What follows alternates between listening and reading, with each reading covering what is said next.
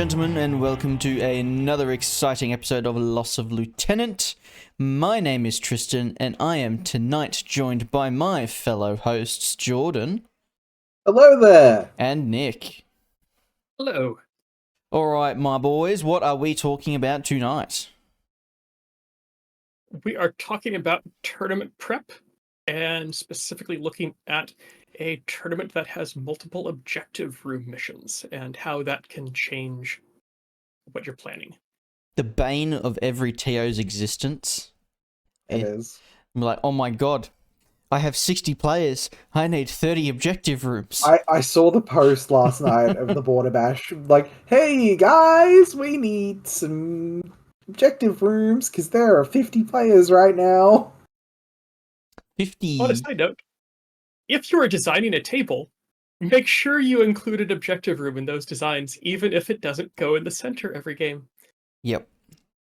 It is I will very... say, I will say for TOs, there's got to be like an element of comfort in it, because if you're running one objective room mission, you're running two, so that's an entire day just sorted, basically. Mm-hmm. Honestly, from ITSC 16 Part 2, I would just run all three. If I was going to run one or two, I'd just run all three. Hell yeah.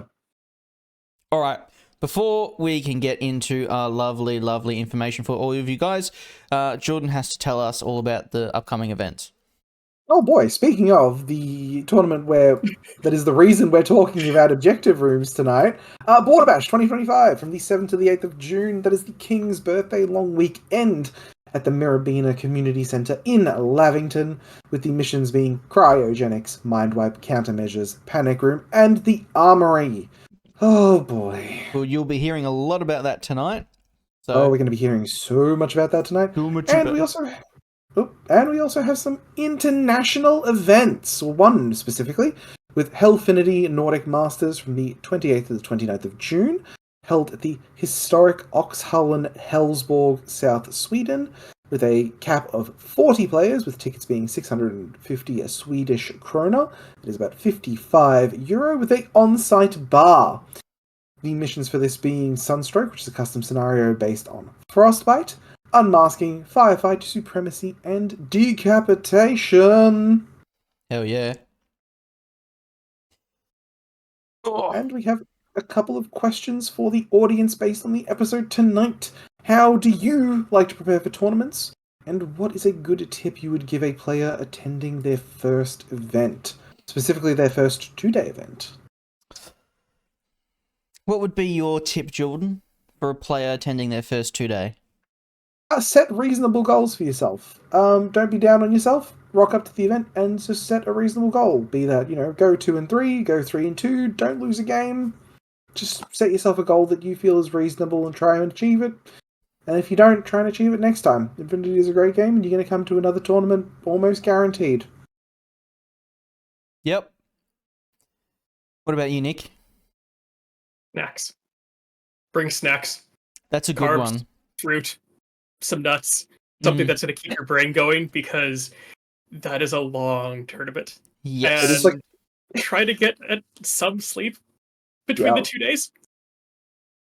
It is like a core tournament memory of mine, is just every time I see Nick, there is some kind of food item in his hand.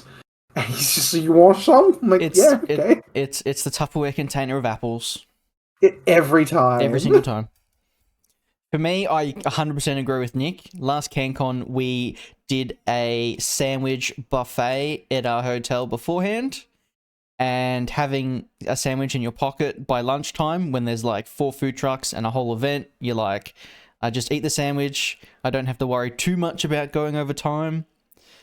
And yeah, it's very, very handy. It's not... Speaking of Borderbash, I can't believe we're at 50-something players already.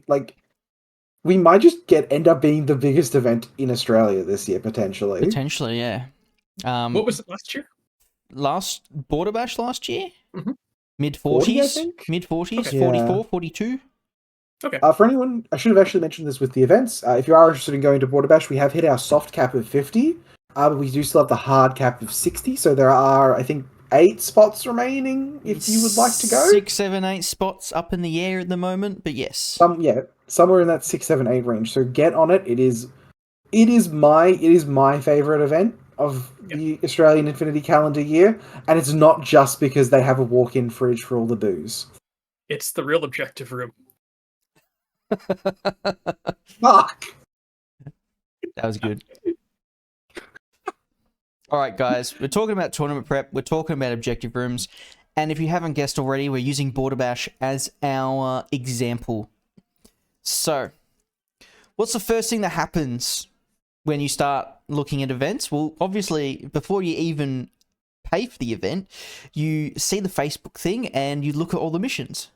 So that's what we're going to do. We're going to go through our context. So you've heard the missions. It is Cryogenics, Mind Wipe, Countermeasures, Panic Room, and Armory. The big thing to note there is both of the Armory missions are day 2. Which is kind of scary for me, to be honest. I hate Armory missions day 2. Really? Well, they're so polarizing. Mm-hmm. Yeah. I don't know. I felt the same way for a while, but then it was, I think CanCon last year had the Armory and last launch combo on day 2. Mm-hmm. Yeah. And honestly, that I went through that better than I thought I would. They also make good day 2 missions because they're very decisive in win-loss. Mm. Because many of the points are zero-sum, you're going to end up with fewer ties, and so you're going to have easier differentiation of the players. Yeah. I think there are like few things that stress me out more than seeing like decap as one of the last 2 missions at a tournament. It's like, oh god, there's going to be so many draws. Mm-hmm. Yeah, and it really stresses you out if you're like top table decap. You pull a draw, and then the guy on second table wins, and you go, "Oh my god!" Yeah, it's like, oh no, what have I done? So Armory is good in that sense. I think it's still reasonably decent chance to tie in Armory because you have the last round bonus, and then you also have panoplies. So there's kind of a little bit of a thing there. But it's not anywhere near to the point of like decap. All right, we're going to go through these missions. This first one, people might not have actually seen or know what it is. The best ITS It is the best ITS mission in the game, and it was removed after a single season. We are, of course, talking about Cryogenics. Yes. Nick, take us through. How do you play Cryogenics? Okay, so Cryogenics, you got quadrants, and you've got a tech coffin in the middle of each of them. You don't deploy HVTs at the start of the game. Each of those tech coffins has a chance to contain one of the 2 HVTs. So during the game, you can go up and activate tech coffin. You've got a Doctor Paramedic bonus to that, standard whip roll. Once you successfully do it, you open the tech coffin, but then you roll to see if there's an HVT in there. It's not an even flip. You need a 13 to 20 for the HVT to be in that one. So it weights it towards the later opening coffins, which puts an interesting trade-off of how soon do you open, because you might get them and then you can take advantage of having the HVT right away, or does that then give the opponent, if you don't roll well, the ability to pop both the coffins on their side and get both HVTs on their side? The scoring for the mission, in a different order than it's there. At the end of each game round, have a dominant Master Breacher. Master Breacher is the season special person where they get decharges and I want to say 0G. Train 0G. Yeah. However, this mission actually makes them a pivotal part of the mission. So each round you get a point for having a dominant Master Breacher, which means your Master Breacher is in a quadrant that you dominate. Yep. The rest of it's end of game. So, end of game, you get 2 objective points if you have activated 2 or more tech coffins, which does mean it's possible to activate 3 tech coffins and lock your opponent out of 2 OP. At the end of the game, dominate a quadrant containing an HVT for 2 points.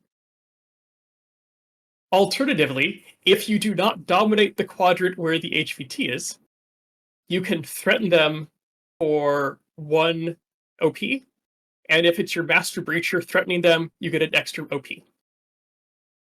There's one classified, it's worth 1 point. It is a typo in the ITS packet that was never updated. So you have a lot of points that are wrapped up in who you pick for Master Breacher. Yes. Just to add on the tippy-toppy end there is also a defensive turret, and there is the ITS 14 special no grav zone, which will be +1 inch to terrain total, 0G, and super jump. More importantly, super jump for this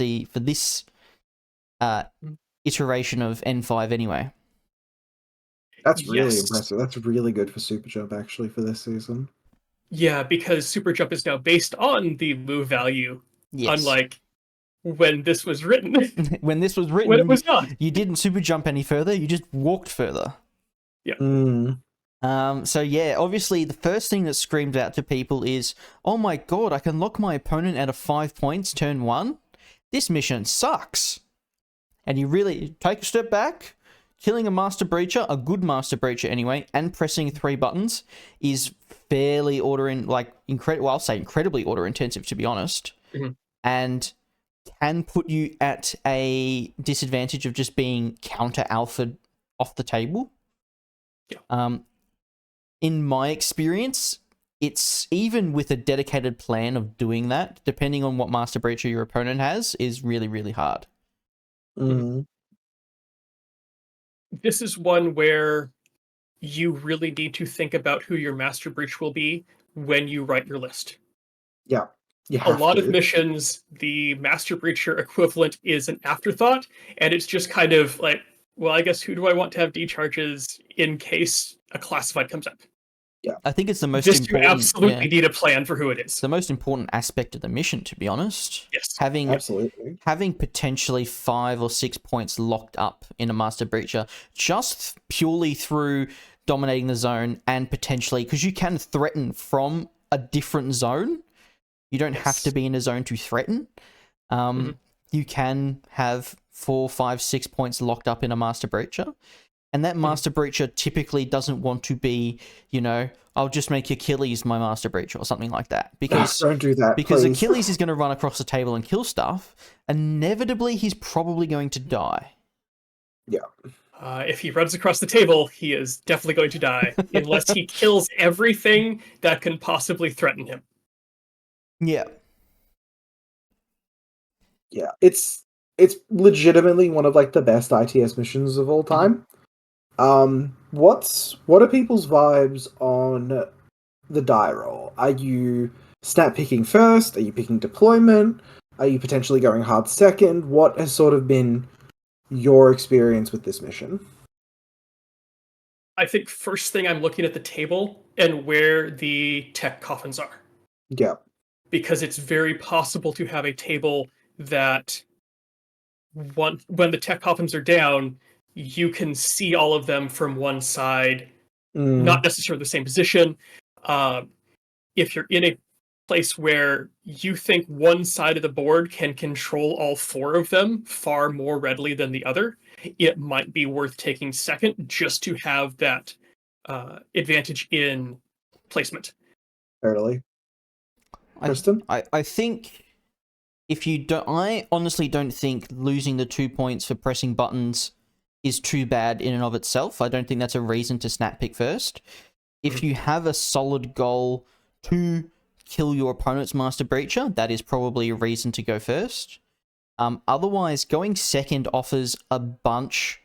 It really is almost like a frontline kind of situation where you can kind of guess how much your opponent has in each zone, but you can also manipulate it further by either just threatening to get one of the points or just moving the HVT out of the zone if you can. Or, Yes. or even if all of the buttons aren't pressed and you're only fighting over one HVT, then there's the potential there of just, like, I'm not going to open this because I don't need to. Yeah, I've played several games of Cryo where there has been one HVT on the table. When it comes to And pressing... Oh, go on. And yeah, talking about that, being able to, like, it's something people don't think about. Like, if the HVT spawns in the enemy's side of the table, there is nothing stopping you just civivacking that HVT backwards. There's nothing stopping you from civivacking the HVTs on your side back to your DZ and having them within 8 inches of the Master Breacher who's in a zone. Yep. Another thing you actually can do is if your opponent's dominating 2 of the HVTs, you can try and put both the HVTs in one zone and then just try and outpoint that one zone. Yeah, absolutely. There's lots of little things you can do to kind of there's influence. A lot of little nuances. So we'll probably have to talk to Kev beforehand to see how he's ruling it, because I don't think there was ever an official ruling on what happens if both HVTs are in the same quadrant. Well, because as it's written, you only can score for the quadrant once, regardless of how many HVTs are in it. Yes. But I'm not sure if that is the intention or not, because it also looks like that could be an oversight. Yeah. I would probably say maybe not an oversight then, because then it's almost like you could put all your eggs in one basket. Your opponent could put both the HVTs in one zone and just put everything in one zone, and that makes it a lot harder to like play around. You can do some really weird stuff by that. If you dominate the zone with the HVTs in it, you cannot score for threatening them. So potentially, you could put both HVTs into your opponent's zone that they dominate, and then have your Master Breacher threaten both of them for 4 points and lock your opponent down 2 points. That's exactly how I think it's written. If your opponent had both HVTs in one zone, they get 2 points because those points come from the quadrant, not the HVTs. Yes. And then the threatening comes from per threatened HVT. So Master Breacher runs in there, gets 4 points, your opponent goes, holy shit, I didn't think that was possible. Oh my god, I should have paid more attention in school. So, I think actually, all the nuances to the scoring, because I'm going to play a little bit of devil's advocate, I quite like, I do like the old snap pick first for Cryogenics, because there is such a depth of nuance in how the scoring can go.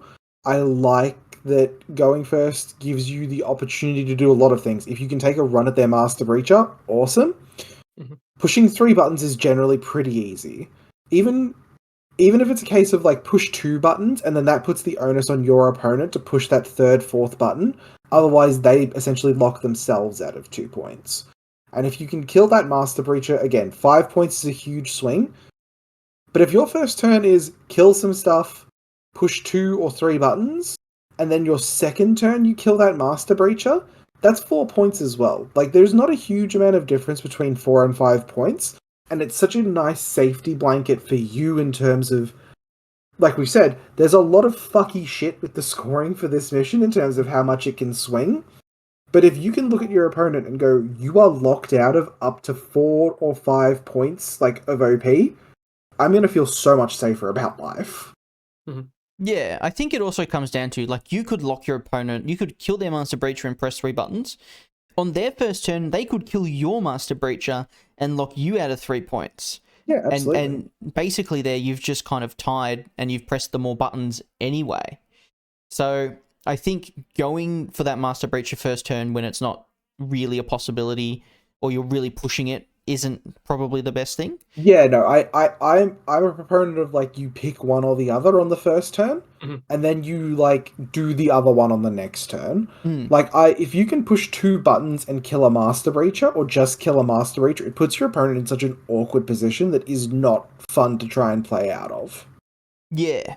Yeah, so for this mission, that kind of makes me think that maybe my strategy for first turn should just be kill the Master Breacher rather than maybe aim for buttons. Like, if I can kill the Master Breacher, go for that, but if it's a choice between the two of them... Well, the other option is look at their list. If they see that they don't have many specialists, go assassinate their specialists. Mm. And then worry about the Master Breacher next turn, and then open tech coffins at your leisure. Well, for context, I'm taking assassins. So Okay. obviously, something like Al-Jabel could just be sitting 8 inches away from their Master Breacher. As we know, impersonation lets you spend a move. You might be discovered at the end of that, and then you have an order where you're discovered where you could do something. Realistically, Al-Jabel can move, what did I say, 20 inches, and has no threat of actually dying, unless there's a biometric visor in the mix, which, good luck. So potentially killing that Master Breacher, depending on what it is, if it's not an Achilles or an Asura or something like that, is fairly realistic. If he's not on like a rooftop or something, or somewhere super high, or he's not body blocked by his own fellow camo markers or something like that. I don't know. But yeah. What I love about this mission is the game plan changes so much depending on what faction you play. I feel like there are factions out there that are going to want to go second. Mm. But you mentioned wanting to push 3 buttons on turn 1.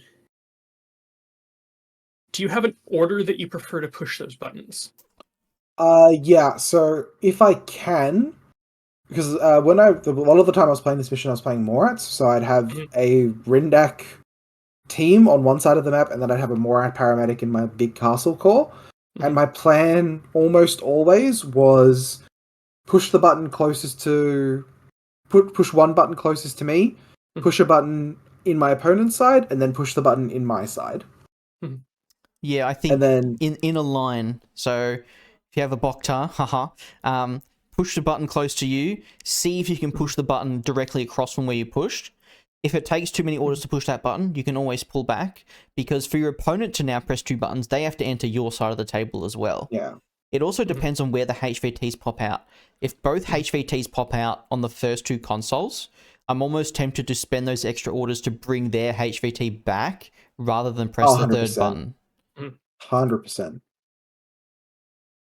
And sometimes you do that really quickly, and you have 4 or 5 orders left, and you're like, I got here really easy. Maybe whatever press the button sneaks around and starts shooting flash pulses and baggage bots and stuff like that, just to get some orders off the table. Well, it's just picking your moments, right? It's like Cryogenics is a mission that really tests your ability to like swap from game plan to game plan, because as soon as you get tunnel visioned on something, it starts coming back to bite you in the ass very quickly. Yeah, you really... go on.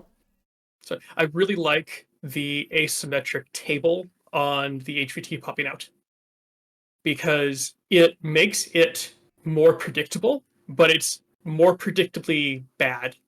And so you have to plan on it isn't going to go my way, and then you can be pleasantly surprised, but you need that plan for when it does happen to go in your favor. Yep. Sometimes your opponent presses their 2 buttons first, and both of them pop out right there, and you go, well, the dice just screwed me here. So I think we're in for a rough one today. I think the only other thing that maybe people get tunnel vision on really badly is this is a quadrant domination mission. It does matter how many points you're killing and how many points you're losing. It's not just about buttons and Master Breaches. Like, if you have no points to dominate any quadrants, you're probably not going to win, regardless of whether your opponent has their Master Breacher or not. However, it doesn't matter how many quadrants you dominate. You just need to dominate 1 or 2. Yes. And up until the end of game, when you're worried about dominating the zones with the HVTs in them, you just have to move your Master Breacher left or right enough to get into the zone that your opponent isn't in. Yep.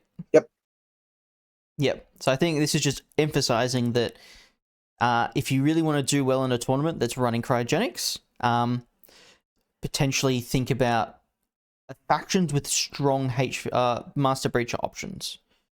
Yeah. I don't. Man, we are not going to spend this long talking about every other mission, I think. Yeah. Cryo was such a Oh, head well, fuck, isn't it? Cryo is amazing. It was also It the is, I love introduction it. of defensive turrets, Yeah. which was really, really nice. We love defensive turrets. Mm-hmm. And the introduction of doctor and paramedic bonuses, which we all rejoiced because it wasn't a hacker bonus, it wasn't an engineer bonus. Yeah. Well, you mean like the first one since like supplies, right? Supplies didn't have a doctor bonus back then, I don't think. In N4, it absolutely did. Supplies always had in doctor ITS paramedic. 13, did it? I think so. Okay. That was the motorbike season, right? Yes. I think it. Well- Look, if we're wrong, someone will correct No, us. I'm probably wrong. Alright. Cool. So now we get onto the antithesis of fucking hacker missions. It's mind wipe. Ugh. So you've just won your first round of cryogenics. You rock up to mind wipe and you go, does this need an entirely different list? Maybe, maybe not. It's hard to say. Hard to say. All right. You can brute force the coffins with hackers in Cryo. You could. All right, we'll run through Mind Wipe. Mind Wipe is a hacker-based mission. You have two consoles, 16 inches in on the center line. You have to press one of these two consoles. Whichever one you press, your opponent has to press the other, and vice versa. There are 3 tech coffins. There are 3 destroyable things in your DZ. Servers. 3 servers in your DZ, 6 inches up, 12, 12, 12. One of these is going to contain the rogue AI, which will be rolled when your opponent presses their button. On a 19 or 20, they get to pick what server you have to protect. You also have the Uber Hacker, which gives you an extra irregular order, which cannot be used in linked teams, and cannot actually be used at all in a linked team because there is a error 47 because it doesn't work. The Uber Hacker, aside from its special irregular order, also gets data erasure, which is used exclusively against servers. It is PS3 Burst 1 and DA. The servers are Armor 4 BTS 6 with 2 structure, so fairly resilient, and there is obviously a hacker bonus as well. For the objectives, there is 1 classified. You get 3 points for destroying the server with the rogue AI. You get 1 point for destroying the same amount of enemy servers, so long as it is 1 as your opponent. You get 2 points if you destroyed more than your opponent. If your rogue AI server is not destroyed, you get 2 points. And you get an extra point if none of your servers have been destroyed. You also get a point for your pressing of the middle center console. Yeah. Go on. Just a thing to mention, because everyone gets this wrong the first time they play this mission. You can't blow up consoles on the first game round. Yes, consoles are immune turn 1. Yeah. From turn 2 onwards, you're allowed to do whatever you want. Turn 1, they are immune. Yes. That is very important because some people might snap pick first, press a button, start running across the table, trying to start smashing buttons, and you go, oh no, sorry, they're invulnerable until turn 2. And they go, oh shit.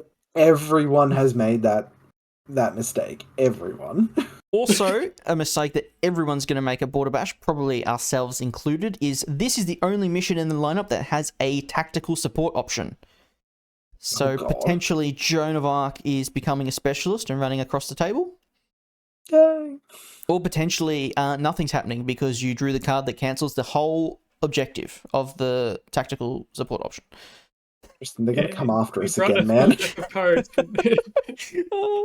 Anyway, what are our thoughts? So, first turn, second turn, is this enough of a outlier mission to deserve special treatment, or is it kind of early enough in the tournament? You kind of go, maybe I'm versing less experienced players by round 2, and I'm just kind of winging it and focusing on the other missions. So my first thought is I wish we were playing Unmasking. And then my second thought is I like first turn for this. I like, even though the servers are immune, getting first crack at the button is huge because you get to pick whichever button is the less defended one. Yep. And then the onus on your opponent's first turn then is they have to push the button, and they also have to start defending their servers. Yeah, I think I like first turn because I do get first crack at the button, and then it means that I can just start putting mines down, repeaters down near the other button, and just make it a chore, make them waste their first turn just trying to press that button. Yeah. If you can make them burn, like versus like O12 or something, right? If you can make them burn a Varangian guard just like eating 3 mines, it's like, yeah, I'll fucking make that trade. Yep.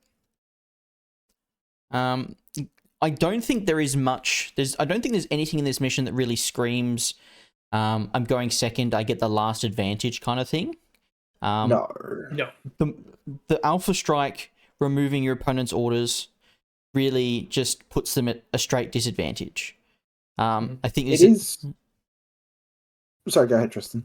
I was just going to say, I think this is a snap pick first if you get the option pretty much every time.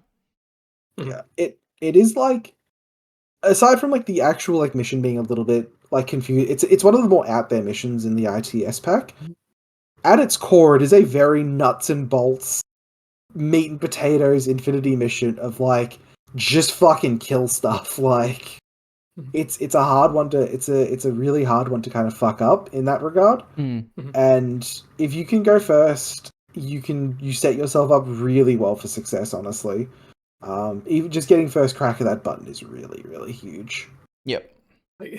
There are some advantages to second, but I don't think they outweigh the advantage of first. What do you reckon? Go on. In that, if you go second and your opponent pushes the button during the first turn, you can use your first turn to fortify the server they're going after. And if your midfield specialists either aren't in the midfield yet or are still in camo state, you can potentially just not push the other button yet, so your opponent can't fortify their server. None of this, I think, outweighs the ability to push the first button and start the game. Yeah. I don't know if that's entirely true, though. Because going second, you still can't press the button, like smash the servers in your first turn anyway. So then your opponent gets their following turn to protect their button if they need to. Oh, so if you go second and you don't push the button during your first turn. Sure, I think that's a recipe for disaster. I think it is, but it would require a pretty specific setup of the board state. BCB 3 years ago was the first iteration of Mind Wipe, and my tournament game of Mind Wipe was I press the button, my opponent can't press the other button because I put a billion AROs on it, and they didn't even manage to press the button. Yeah. And I was like, this mission, I'm sorry, mate, this mission is stupid. You are locked out of the mission until you press this button. So getting first turn is just so good for you. Like, to that end, almost the master breacher of this mission is a really reliable way of pressing a button, even if it's covered in AROs, like a hidden deploy hacker next to the button. If possible. Killer hackers, because they can go into impersonation state. Yep. And become friendly models. Yep. Just something. Not just like a wishful thinking of it's a center line button. I'll just press it and be like, no. If you're playing against a player who knows what they're doing, they can cover that button, make you spend 10 orders just trying to press it. If it comes down to like, I'm running in, taking 3 arrows, and I get 1 shot at pressing this button, you better make sure it's a hacker. Otherwise, you're stuffed. Yeah, I'm thinking back to that BCB being my first, BCB, and I think I went first, pushed 1 button, and then had like 3 arrows looking at the other button that was in a field. Yep. You also, you just get to decide what button your opponent has to press, and your opponent making that decision for you is really, really strong. Your opponent is never going to make your life easy for you, and this mission just makes that disparity like even higher. I think it's going to be like a lot like Evacuation last year, filtered incredibly hard. I think Mind Wipe is going to filter the field very, very hard. Yeah, it's either a mission that's really close or it's never close at all. So if they press the button, there's a reasonable chance that you might trade servers, or you might, have more servers destroyed, but you didn't get the rogue AI or something like that. Or it's 8-0 or something like that. Yeah, draws are pretty easy from memory. So Kev was just saying that draws are pretty easy to achieve. It's like there's enough of a spread of points to where like it seems very easy to end up with a draw sometimes. Well, yeah, almost all of the points can be achieved by both players. Yeah. Yeah. Is this a mission that is enough of a pull that it requires special attention? Do you No. No. You're going to include hackers in almost... Sorry, Nick. Yeah, so I think I wrote my other lists and made sure that one of them covers Mind Wipe. And I think I tweaked one of them by like a model so that it covered Mind Wipe slightly better. I don't know. I feel like certain factions will require like a way to actually get in their DZ and destroy consoles. Because there will be factions... I'm almost thinking like Shaz. Like, they don't have a lot of stuff. Like, they have a great hackers, but your Uber hacker is like very telegraphed what it is. And aside from like Sheshkin running into your DZ, like that's it. On that note, there was a change to Uber hacker this season. It no longer restricts them going into marker state. Yes, yeah, it can be a marker. I think it could be a marker last time. No, I think it changed this season. Did it? Okay. Yeah. I think it stopped you. That's because that was a point of contention before, where if you gave it to a killer hacker, then it stopped them from cyber masking. But that has been changed now, and a killer hacker in cyber mask who sneaks up with data erasure is a viable strategy. Yeah. I feel like certain factions, like Ariadna, will need to plan around it more than Combined Army, because Combined Army have hackers and DA out the arsehole. Combined Army are just like, I guess I'm playing a Raziat. This is a regular Tuesday for me, whereas Ariadna really they need something that's able to run up the table and smash consoles and live, and actually has, decharges or a double action weapon, which isn't as common as you think it is. Not anymore. No. You can't monofilament the servers. You can't monofilament the servers. That has absolutely been a argument I've had. Which playing this makes mission. 0 sense. It does make 0 sense. But from a balancing purpose, I kind of understand. Shaz would win turn 1. Yeah. Or turn 2, I guess. It's you can't monofill the servers. I'm sorry. I don't know. I think there is enough decharges in the game right now to where you should be able to get a fair bit done. I've thought about how you approach this as like Pano, and Ariadna is obviously a faction that has to, any mission that has a hacker bonus like this, Ariadna has to pay special attention to, unfortunately. Yeah. But for pretty much every other faction in the game, you have a half decent viable Uber hacker candidate. I think that if you just build a good infinity list with a hacker, that you're gonna be able to do a fair bit of work here. Okay. Yep. I'll take that. All right. Cool. You've won round 2. You're really nervous. You've had lunch. You're going into round 3. It's Countermeasures. Jordan, it's your favorite mission, isn't it? Why is that? Because you love highly classified variants. No, I do actually. I do love this mission because it's a good highly classified variants, because you don't give people the ability to influence variants in highly classified, which Countermeasures doesn't. Good job. It's a great custom mission. Yeah, it combines all of Jordan's favorite things. So we'll go through it. Countermeasures is a variant of your highly classified style of mission. You have 3 cards drawn before your choosing of your list in the thingy, in the group pile. You pick your lists, you deploy. There is a Eva Hacker bonus order, and there is a QAZ creature, a very favorite. There is also a 8-inch exclusion zone. And on top of that, there is multiple HVTs, so each player deploys 3, and whenever a classified is performed on them, they disappear. Before your, at the very beginning of your turn, you can choose to mulligan one of the classifieds and draw another. Any classified you do that has end of game written on it is done at the end of your turn. Thank God. And the objective simply is to get as many classifieds done as possible. So you can get 8 points worth of classifieds, 1 each. And then you get the extra 2 points if you've done more, or you get 1 point if you've done the same amount, which is insane because that's a 9-9 draw. I don't think I've ever seen someone score 10 in countermeasures. I haven't either. Yeah, have you? Question for the audience, I guess. Have you ever seen a 10x win in countermeasures? Because I have not, and I don't know how, anyone who could achieve that. That's so many classifieds. So you have the theoretical possibility of doing 3 classifieds per turn, which means you're doing 3-3-2 or 3-2-3, or you're doing 2 and 3/4, 2 1/4 classifieds a turn, which is pretty insane.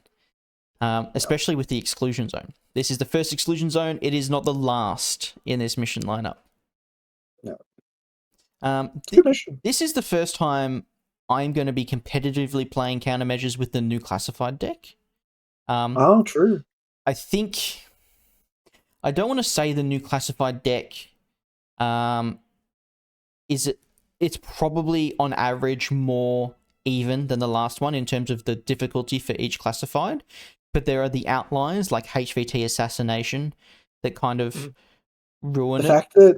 The fact that HVT Assassination replaced one of the Do a CC cards is fucking rough. And the fact that there's cards that require your opponents to take things to do them. So there's a card that requires your opponents to have either, a Rem Engineer or a Tag, I think? Yeah. And if you're playing against Ariadna and they don't have any of those things, you go, oh, Jesus, I can't do that card. You can mulligan it, which is what I think is better than highly classified. I love the fact that you're constantly swapping the cards. But if you get 3 bad rolls and your opponent gets really easy ones, you might find you're kind of pushing a rock uphill. Yeah, you hit rescue, HVT Assassination, and mapping, and your opponent hits telemetry, predator, Vigilance. sabotage, yeah, vigilance, and you're like, God fucking damn it! Remember, if they're the difficult cards that you weren't able to do because they're that difficult, they're the ones your opponent inherits, and they can only mulligan one of them. Yep. That is a kind of redeeming aspect as well that I kind of enjoy. What I actually really enjoy about this mission is that I'm not forced to interact and kill my opponent purely for the mission. It's kind of like a result of me trying to do a classified.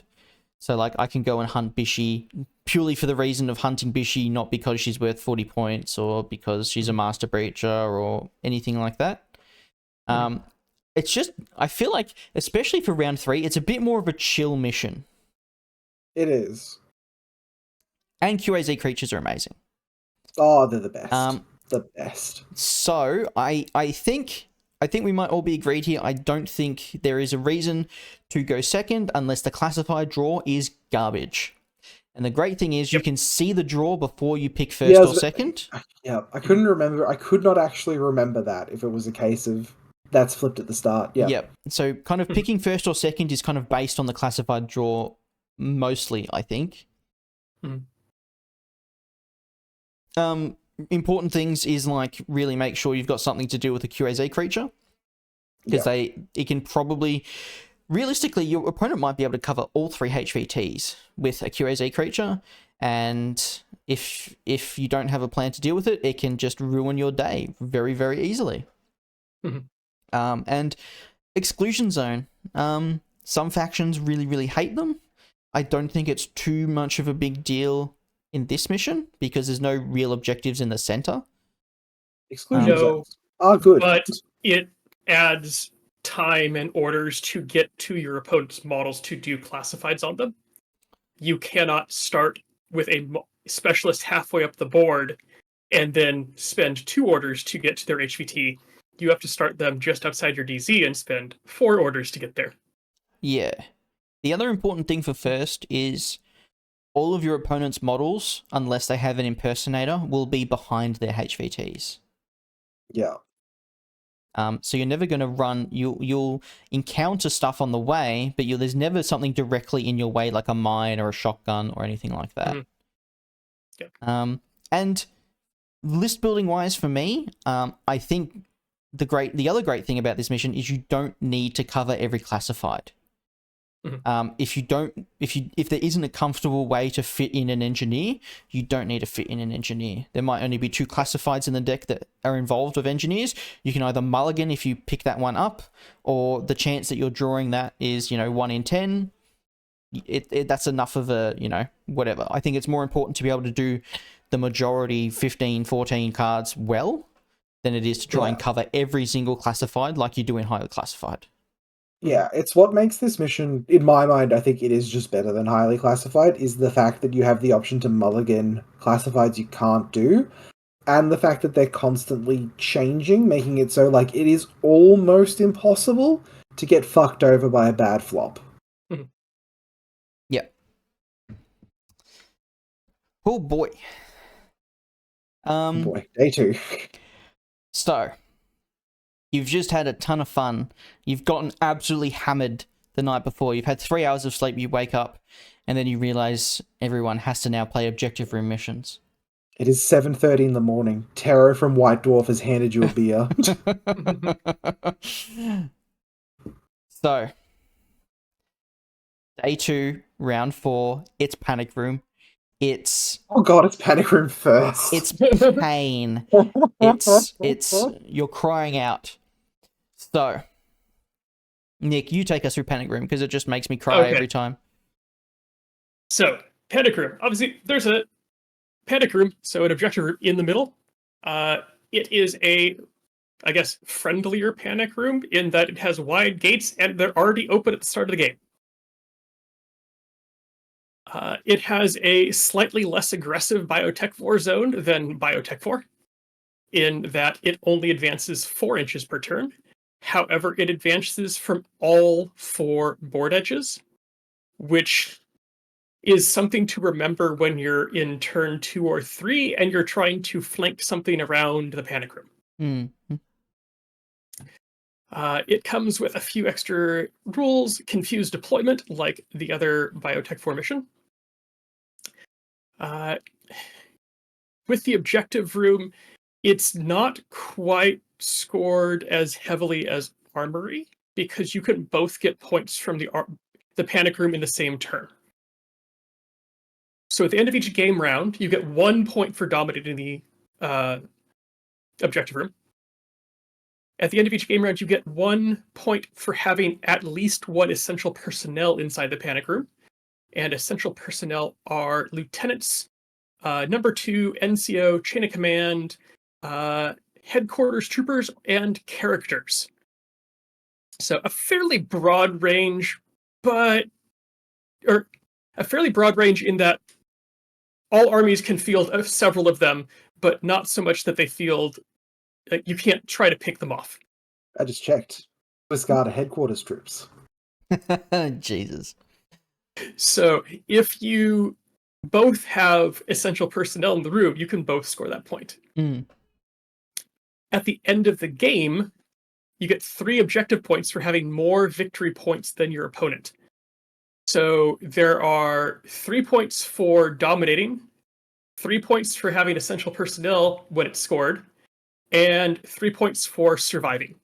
Round that up for a 10th point with a classified objective.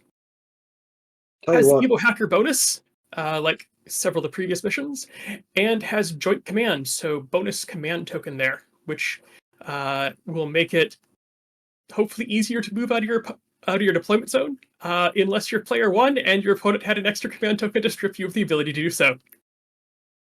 There are also 2 consoles 8 inches in and on your deployment zone line that make you immune to the Biotech 4 zone. They are the only thing in the game that can be shot and destroyed by anti-material weapons. So they can be blown up, but they do make you immune to the Biotech 4 zone. Are targetable and do not have the normal prohibition about targeting them with templates that might hit something else. So if your opponent is trying to bunker down next to one, you shoot that missile launcher at it, and surprise, everyone gets to dodge and to avoid the blast. Yeah, it is a rough mission to be like an Aleph or a CA player, because those fucking dirt darts are just gonna die. Unless you can stick them next to that console, you are in for like a rough time. You're losing potentially like 2 full orders just at the end of the round. You can always stick them next to one of the consoles. Yeah, that's pretty much it. Because if you don't make that fizz roll though, you're in trouble. Oh no, because you try to drop them inside the area that's not going to be Biotech 4. If you fail the roll, because you failed it via confused deployment, you can deploy anywhere inside your deployment zone. Yeah, how that works. Yeah, confused deployment lets you deploy normally in your deployment zone. Oh my god. Final thing is, there's also no retreat in that mission. In this mission. So the question between first and second is an interesting one, I think. Going first lets you just smash your opponent, try and lock them in their DZ, keep them there, blow up their consoles if they have stuff touching it. Second obviously gets control of the room and potentially the ability to eliminate your essential personnel, so you don't get those points. Funnily enough, so if you go first, I think you just ignore the room and just try and put your opponent in retreat, even because it doesn't exist. The game won't end. You'll just have 1 or 2 rounds to just dominate the room.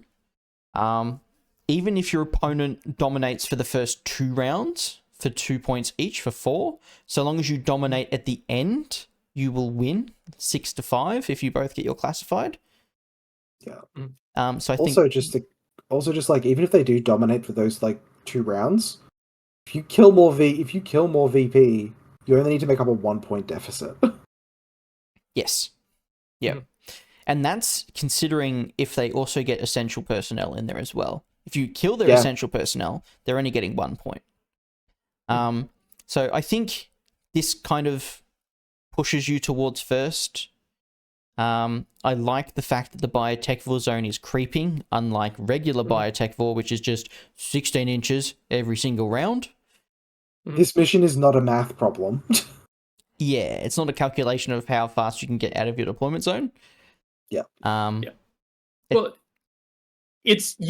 have a fair amount of your deployment zone that will not be touched by Biotech 4 at the end of your first turn.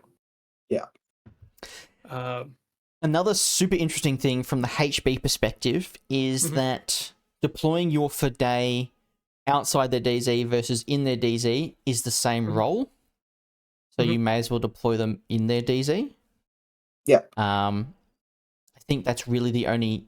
I think Impersonators is kind of the only ones, unless it's a forward deploy non-camo marker model, which in case it's free to try and confuse deploy them. Is it worth it going for it with like a Fizz 12 regular camo guy? Well, what are Fidei's actually deploying on? A 9. And Aljabel's on a 10. Yeah. So I don't know if I'm a fan of parachutists or impersonators in this mission, honestly. It's very risky, and it strips you of the marker state as well, doesn't it, when you fail? It does. Yeah. Like, Raziats aren't good on this mission either, because you're deploying outside the DZ, so, like, you need to make I think it's a 10, I think they're Fizz 13. Yeah. Is that 50-50 could be worth it? Could be worth it. It is, like, obviously, if everything goes right, it's definitely worth it. Yeah. But is it mathematically worth it? Who knows? Yeah. It's hard. Panic Room Armory, I think you don't necessarily need to build a list for Armory. Panic Room, if any mission in this player pack is asking you to build a list for it, Panic Room is definitely the one. Yeah. So, as far as confused deployment goes, having played a bunch of Biotech 4 prepping for ARC. Every fucking tournament this year? Yeah. I've kind of changed my mind against taking models that deploy out of the deployment zone. Okay. Not so much for like infiltrating marker state models, but anything that has like forward deploy 4 or 8 and no marker state. I think it's absolutely worth taking them because for most of them, it's going to be give or take coin flip. And if you're successful, you've just saved an order of movement. Yeah. Yep. And if you fail because of confused deployment, you just deploy them in your deployment zone normally. Yep. So the failure state is the same as if you didn't try. Yeah, I have to ask, what's the best thing you've actually managed to succeed on with confused deployment? Mine was a Peacemaker, which was like a 7, I think. I forward deployed a Rindak paramedic, so such that it was able to touch just inside the panic room with sensor and stopped. What's her name? Shinobu? Yes, Shinobu from recamoing. Hold on. Kev wins. He deployed a mine-laying speculo. Kev wins. Oh. Kev wins. It's not close. Mines That's a don't win. have a fizz stat. They can't be deployed outside the DZ. I'm joking, Kevin. Yeah, I think stuff like that, like if I was playing Shaz, I think it might be worth it just to take 2 specular and try and land one. And then just absolutely. And then just chop your opponent's tag in half in a single order, and you're like, yeah. The scary thing about this mission is if you're forced to go second, you have 8 inches of DZ, and how are you layering your defenses? If you're not a strong hard aero faction like Bakunin, you know, your warband is like 3 or 4 inches in front of the thing it's trying to protect. So I have 2 Helots and a Dream. yeah. So I think if you go first, it's just make sure you punch the crap out of your opponent as hard as you can. The less orders they have, the less they can move out of their DZ. By their turn 2, if they're still messing around with a single Harris or whatever, they're going to get eaten. Ivory did make an excellent point, though. The fact that it is 8-inch DZs and the confused deployment make it so actually getting to your opponent is a fucking task. Potentially. I think since you're tailoring your list so heavily, I think, in Panic Room, I think that kind of mitigates it. Like, the only time I played Panic Room was against Invincible Army, and they had 15 orders in a single Harris. Which fucking annihilated me. Yeah, that's a rough one. Yes. Yeah, because the Panic Room prep I had last weekend went first and had a core inside the Panic Room and put 2 Pretas into the opponent's deployment zone. Well, Kev, if you say it's not worth it to alpha them, what are you doing on your first turn? Realistically. Heading into the midfield and boxing them in. But how do you do that? Like, that's so faction dependent. And, like, box them in with what? With mines? With AROs? With, you know... Because... traditionally, that kind of stuff... it's a lot more orders to put it down than it is to get rid of it. Like, mines is just, I impetuous a Gaki forward, and I don't care if it lives or it dies. What will be will what be. I guess it depends on the faction, but... Yeah, spamming pitchers on turn 1 as you move up is very viable for some factions. Yeah, I think potentially, like, if you have a decent guided plan and they have a semi-obvious lieutenant, because it's tailored for Panic Room, then potentially just trying to get rid of their LLT is worth it. Yeah. If they're in loss... I will say, though, like, going, like, DZ to DZ with guided is actually going to be like harder in this mission with the 8-inch deployment zones. You may just end up out of range. Well, the great thing about guided is you can move and shoot, so you can actually move into range if you need to. But yes, that is true.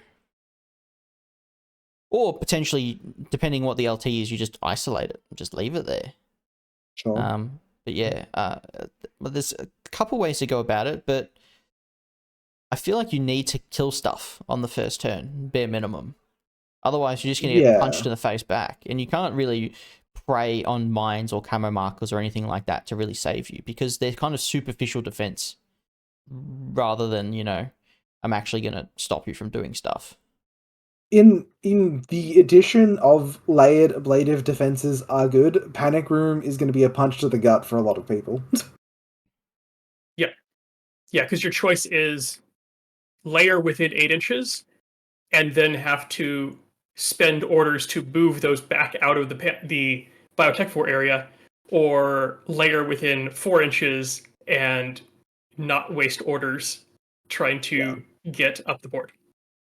Yeah. This mission doesn't give me the happy tingle. That's not. Especially for round 4, because I'm like, oh my god, I've won 3 games. This is stressful as fuck. I might actually see if I can fit a magistrate into a list, actually. Really? Just looking at this, That's the other thing. How important? See, I think it is important. How important is staying out of loss? Because I don't want to spend a turn in loss in this mission unless I have at least 5 warhorses. So, if you can function well enough in loss, you can potentially nominate a new model to be your lieutenant who's already in the Panic Room and make them essential personnel. Yep.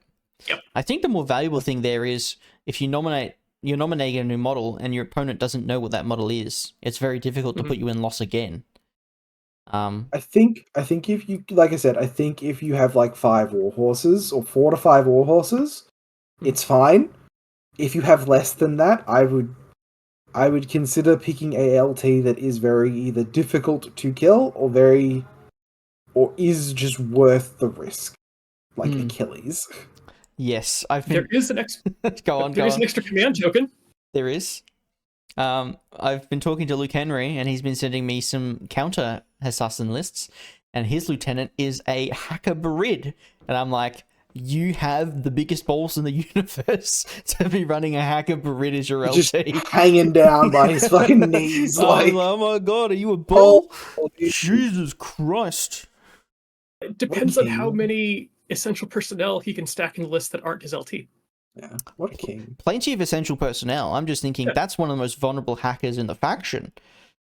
Only BTS 3, aren't they? BTS 3, it's a regular hacker. And it's BS12, but he's just chilling.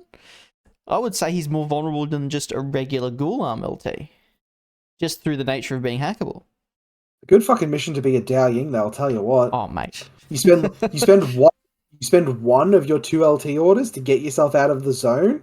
Your other LT order gets to go to your NCO, and you have a regular order still sitting there that you're generating. Oh, Dao Ying's sitting happy. Good fucking day to be a Dao Ying LT. Yeah. I mean, you only really need to survive 2 rounds worth of Biotech 4, because once that LT gets out of the 8 inches, he can kind of, like, the round 3 one happens at the end. He can die. It's whatever.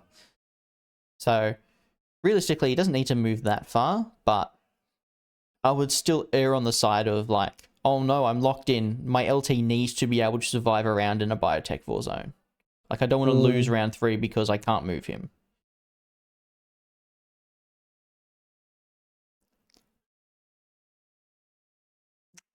All right. Daffy is shit. He's very expensive, I'll say that. They're not. They are pretty good now, but I've got to say they're shit because it's Ivory. The other really cool thing is, and probably one of the biggest differences between this and Armory, and maybe one of the things that will make you use different lists, is the fact that this has wide gates. So a big fat LT like a Zeta, or I don't know, tag LTs are semi a thing if you can reliably get them out of the biotechnical zone, which is fairly easy to do with the tag. And they can sit in the room, sit in the door, go on suppressive, I don't know, do something stupid, whatever, but they can count their points for the room. And Jordan's looking a bit... No, I'm just refreshing myself, looking at the Dow fade. I'm like, yeah, that is a profile that Ivory likes. All right. This isn't a mission where I would look to run a tag personally, just because a lot like biotech, you're forced into a much smaller zone, and the weapons that tags are equipped with are generally not suited to fighting in those sort of ranges, unless you are one of like the AP Spitfire tags, like a Blue Wolf or like that Seraph profile. Are you saying this is a mission for the Sphinx, Jordan? There are no missions for the Sphinx because it's shit. Well, that's the correct answer right there, my friend. Plus, this mission, as far as tags go, forces them to get closer to the bottles they don't want to be close to. This is true. This is very true. Then they total control your tag and they run it back into the biotechnical zone, and then it burns to death. Thank you for saving me 2 orders on putting your tag closer to my warband. Alright. So you've run round 4, and you're like, oh my god, if I win the next round, I'm going to win the tournament. What is it? And it's Armory. It's Armory, the definitive mission of always go second. Yep. So... Are you hard second? Sorry. Is it okay if I... Yeah, fucking go for it. Are you hard... Like, it is the question for the mission, right? Are you hard second? Yes. Yes or no? Yes. If there is a mission hard second, I think it's Armory. Because I'm picking deployment. Like, if I win the role, I'm picking deployment. I'm not opting to go second. I'm choosing the good table side, and then making my opponent answer a difficult question of, do I get everything? I think there's an exclusion zone. You have the full fat DZ to try and lay your defenses. If you go first, like, you're not opening the armory doors. You're just ignoring it and letting your opponent do it because they have to do it. I don't know. I feel like going second is just more reliable. So, what rules make you want to go second? Since we should probably describe the mission first. Describe that mission, Jordan. Nick, Jordan. Yeah, go ahead, Nick. Oh, okay. Nick is the good stats man. So, this is another armory, or another objective room mission. However, this is very much all the points are in one box, and that box is 8 inches in the middle of the table. Yep. So at the end of each round, dominate the armory for 2 objective points. At the end of the game, dominate the armory for an extra objective point. So round 1, it's 2 points. Round 2, it's 2 points. Round 3, it's worth 3 points. At the end of the game, have acquired more weapons or items for the panoplies, of which there are 2 in the objective room. And round it off with classified mission. Yay. The gates to the armory are narrow gates, which means it is S2 and smaller to get in the objective room, which does limit some stuff that would otherwise want to be in there. Mm-hmm. They also start closed. And there is no specialist bonus to open them. You are just raw dogging that on your whip. To open them, you have to go up and touch one of the doors with a specialist. And make a whip check.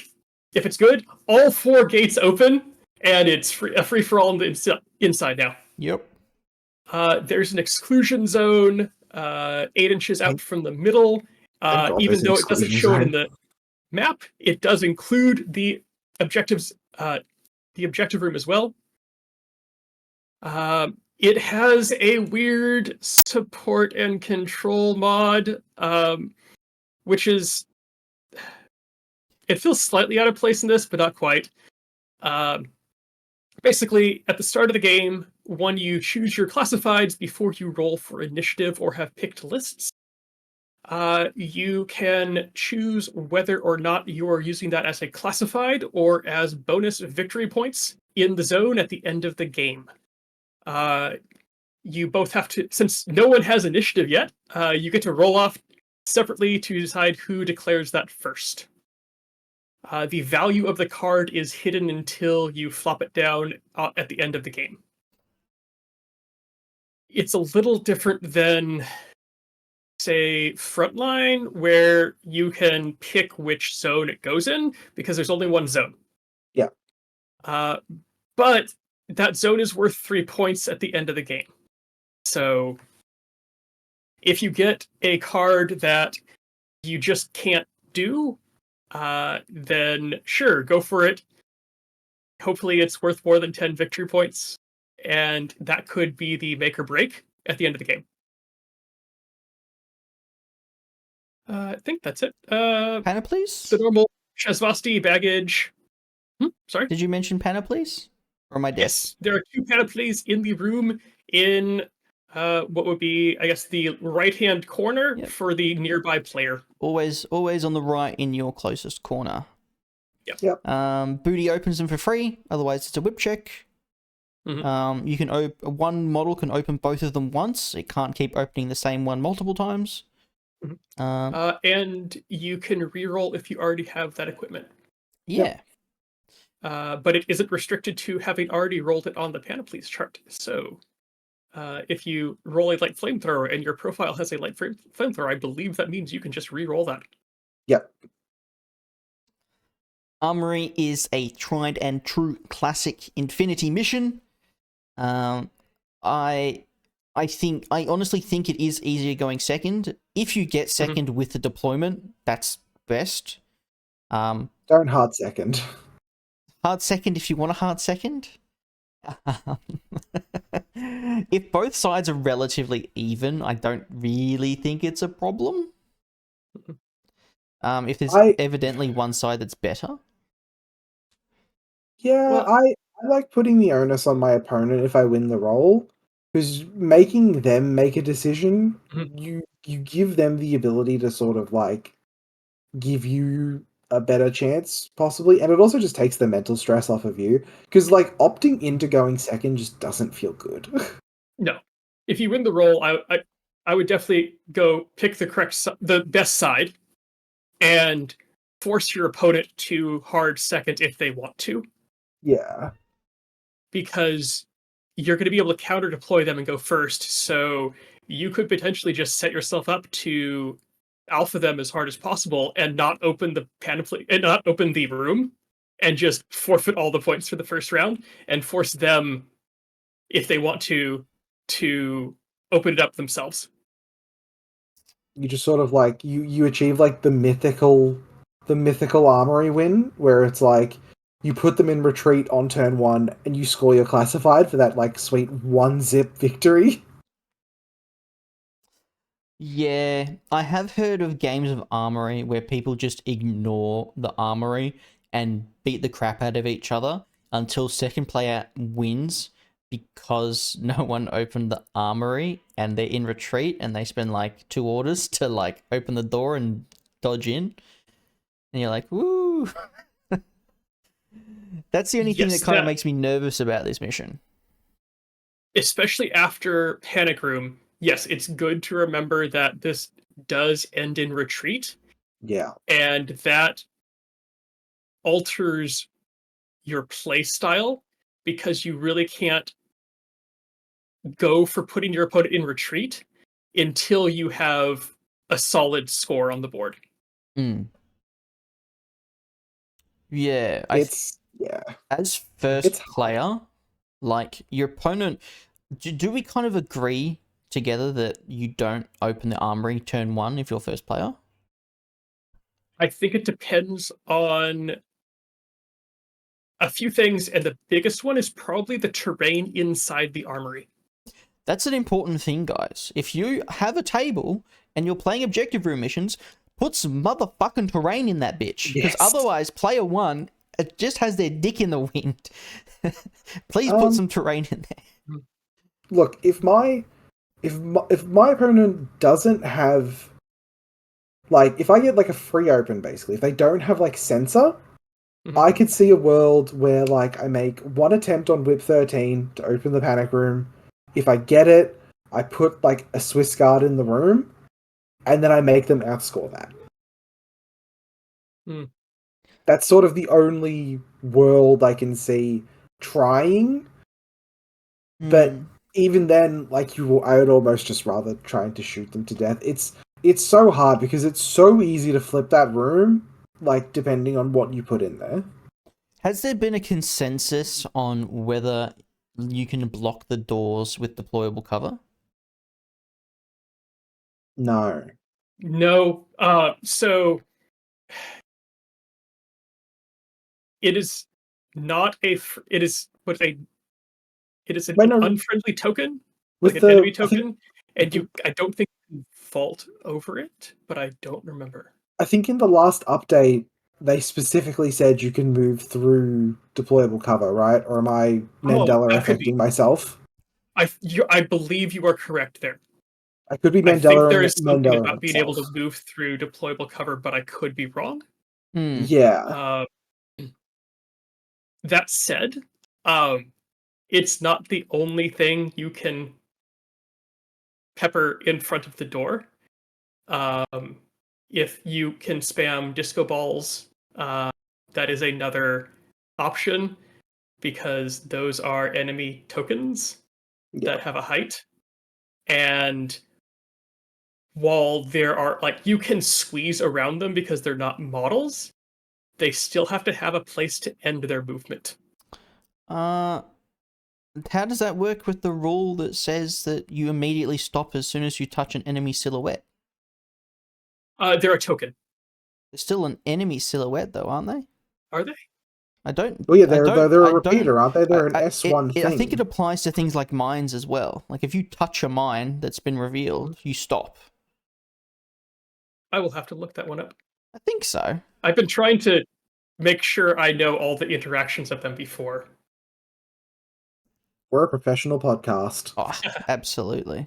And I forgot about the whole silhouette thing. I would have to look it up. What's the general consensus then? You know, what's Yeah, I think Kev's right. You can't block a door. I think even the methods you're talking about are like difficult enough to where it's just not worth it. There are 4 doors. yeah, but you could make it harder for them to get in the room. Like you can make them spend a short skill to destroy the disco ball, or you can use a mine to block a door, make him discover, shoot it, or make him spend an order to go around to the other door. Like, even at that, with deployable cover, that's still a 40 mil base that they cannot stop their movement on. the rule simply says a trooper's movement ends automatically whenever he enters silhouette contact with an enemy, even if the specified movement route is cut short as a result. So it's just an enemy. Yeah, Kev is saying that deployable cover doesn't block, so I think there is a chance I was not Mandela affecting myself on that one. Deployable Yeah, I seem cover to remember probably something doesn't. about being able to move through it, but you still can't stop in the same space as it. And 40 mils It's thick. is It's half your movement. Yeah. Yeah. Yeah. It kind of Half the movement of a 4-4. it forces you to vault it entirely, but your opponent can use it as cover. So you can shoot at them without cover, but they're getting +6 armor. So like, great. I think a couple of other like little housekeeping things for this mission. If you're like an S4 model, you can't block, you can't like get into a doorway to see through to the other side. You can see into the room, but you can't go, I poke my head enough into the room so I can see out the other door. because you can't enter. Am I making sense with how I'm explaining that? It depends on how you're running it.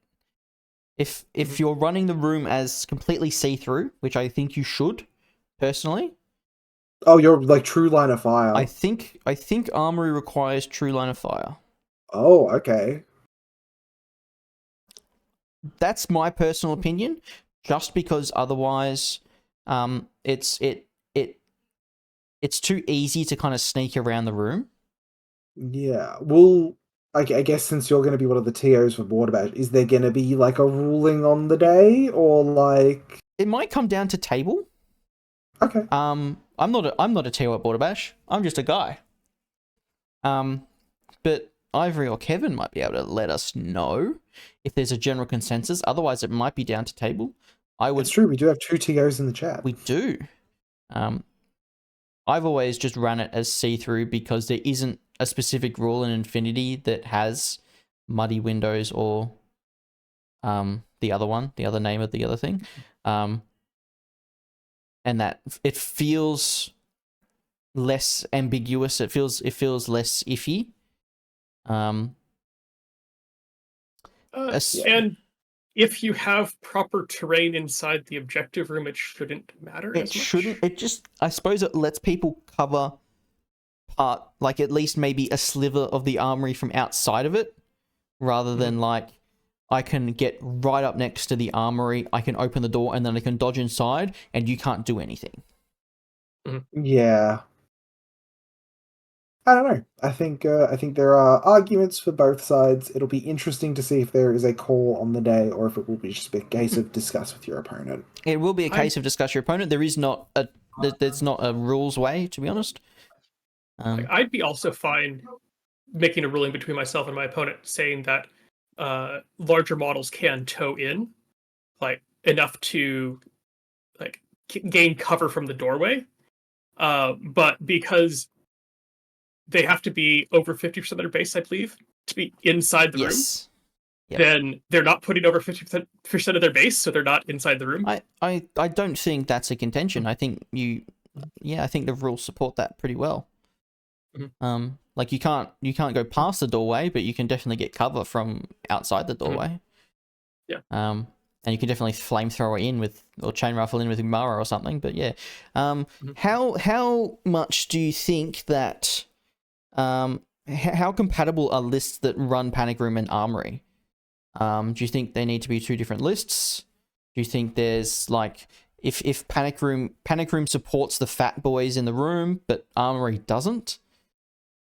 Things like the Corontid, the Anathematic can't fit. Yeah.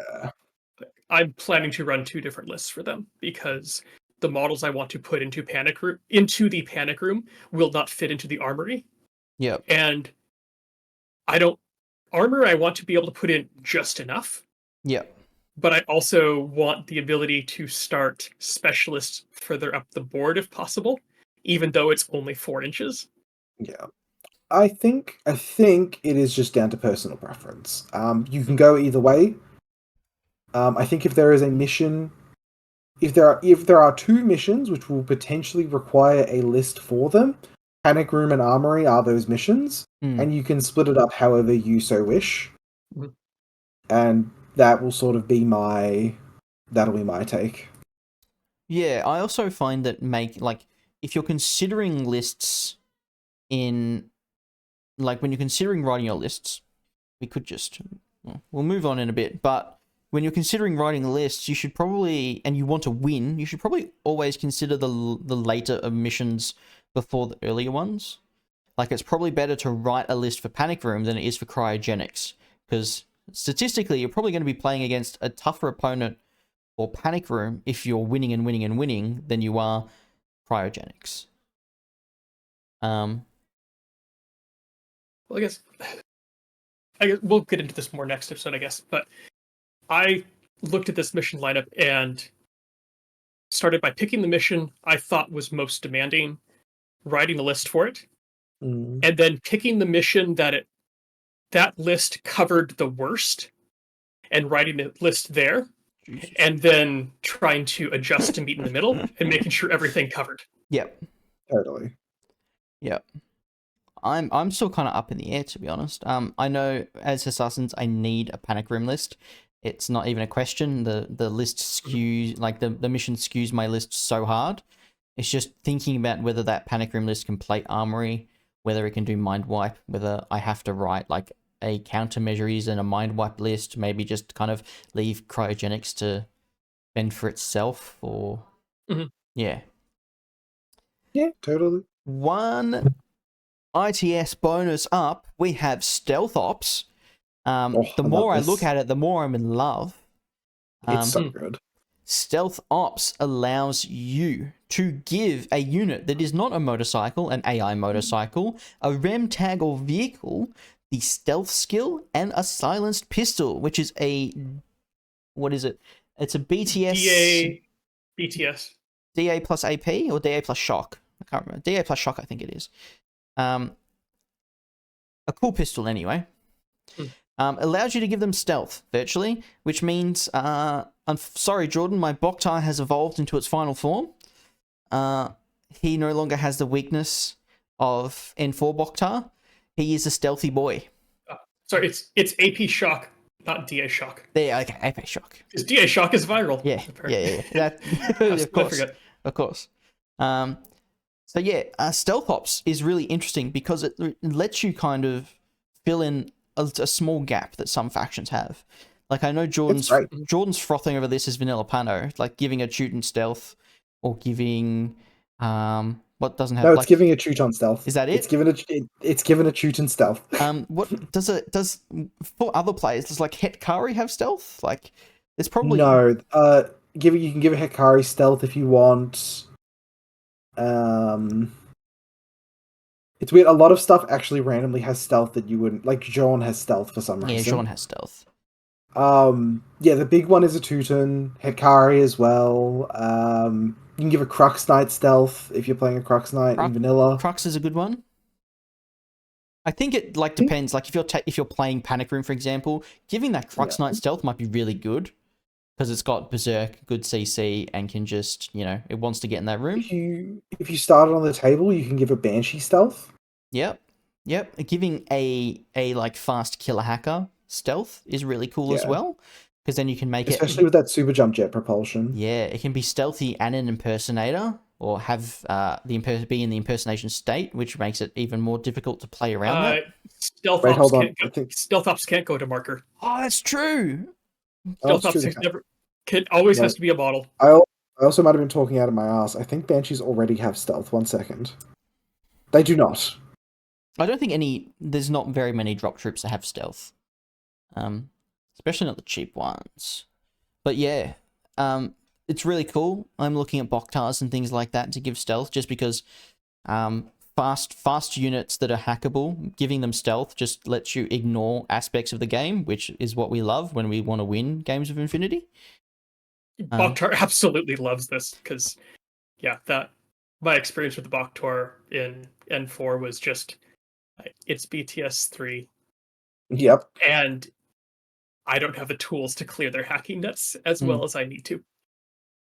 Yep. Good, very good seasonal extra. Don't forget it. What about you, Nick? What's your pick for the stealthy boy? So the first hurdle is I have to remember the rule exists, which my track record on is not great, but I'm hoping to improve that at Borderbash. I've been mostly giving it to the Rodok hacker, just because fast hacking specialist, and that lets him slip through hacking repeater nets if I need to. I've run it on a Dotarazi. That was fun. And I'm kind of waiting for the right table and the right opponent, because I want to try a stealth Pred at some point, because that seems like it would be an absolutely hilarious thing to run sideways through an opponent's deployment zone. Especially because it gets to fork them with chain rifle or a BS9 silenced pistol. Oh, Jesus Christ. From the chat, we've got Huarang, Dokubi, Fiddler, Sheskin already has stealth, I think. McMurder. Does Sheskin have stealth? I could be wrong. Fiddler's a nice pick for that one. Yeah, so it can be irregular stuff as well. Like, it doesn't care. It just has to be living. One interesting thing is giving, like Nick is mentioning, giving a hacker in a link stealth, forcing your opponent to declare an ARO, and if they declare, they have the option to, they can declare reset or hack again, preemptive hack or whatever. Then you just keep moving and nothing happens, and then you shoot them the next order or something. It really puts them in a strange bind. And yeah, things like shootings and stuff. Just getting CC specialist up the board reliably is good. It's a really nice seasonal rule because it opens up a lot of discussion and a lot of options that aren't just an afterthought of this ball gets Z charges. And I Yeah. don't need decharges for the mission. Fiddler's interesting because her remote bots won't have stealth. Only she'll have stealth. I don't think that's an issue. It's not. It's just interesting because they. Oh, I'm not sure how much does she run with her bots these days, and how much does she run without them because they lost their templates. I haven't seen her run since N4, to be honest. You I lost think the I've flame only- templates, but yeah. I I've only played seen against her. her once. and she I've had only seen her in bots. lists by herself, not with her bots. Fair enough. Yep. Yeah, so just like CC monsters, like ones that don't already have stealth, but you know, they're fairly uncommon, but Yeah, the CC ones that don't have stealth already are the ones that get really scary when you give them stealth. yeah. Oh yeah, you can give the Sujan stealth. Yeah, Ivory that's just pointed that one out. fucked. Have fun. That's fucked. That's pretty funny. That's very funny, actually. That's gross. It's not technically a motorcycle, kids. Yeah, they need to add Sujan in that line as well. Alright, so we've gone through our missions. We've given an hour and a half time of like the pre-context. What should you be thinking about when you see that Facebook post? You sit down for an hour and a half analyzing the missions. So, you've decided, you've paid for your ticket, you're going to get in the event. It's time for not what I was expecting. Alright, what's the takeaways from the mission lineup, boys? So I think we've been talking about the takeaways for a long time already. No, I suppose just cross all the missions and put it together. cross all the missions. Yeah. So one of the first things that sticks out to me is the 3 Evo hacker bonuses. Partly because in the side of yay, I can get an Evo hacker bonus and an extra order, but also that's going to make me less willing to take combat jump. Yes. Because with that many Evo hacker bonuses, I would predict that I will run into more players who are running Evo hackers for the bonus, not because they have something better to do, which means I will probably have to drop into controlled jump every time. Counterpoint, there is 2 exclusion zones, which lets you do the cheeky, what is it called again? Border skirmishes. Border skirmishes. So you can kind of take that combat drop troop, but just not really drop it. Just use border skirmishes instead, which is very nice. Yeah, and obviously taking an Evo bot for the extra order is great. You probably want to supplement that with taking something that can get marksmanship or the burst 2 buff, like a peacemaker or a bulleteer, something along those lines. Very handy. You can just chuck it in there and just leave it. I guess it's fine. You could also just have, if you're running a fair amount of heavy infantry, toss it in there for fairy dust. Yeah. It's not the strongest use of it, but it's something more than just a free order. Yeah, that's true. 2 objective room. Oh, go on. Oh, no, go ahead. I was just agreeing. 2 objective room missions at the end of the tournament, I think puts greater pressure on the list building for those objective room missions. Normally, objective room missions are pretty list, they demand a lot of your list. Trying to find a way to make maybe 1 list for day 1, 1 list for day 2, or kind of squeeze. I think an armory list can be pretty agnostic in a lot of ways. Strong factions can make strong armory lists that can do countermeasures and mind wipe and cryogenics, which is fine. Ariadne's going to kind of struggle, and will some factions are going to swap those kind of things around. Like Ariadne really struggles with panic room and struggles with mind wipe, because they just ignore one of the benefits of the mission. Mind wipe is just a fucking rough one. Yeah. They can't make as good use of border skirmishes. TAC really needs its 8 inches out of your DZ. It needs 20 inches of deployment space, really, to kind of, build a solid layer.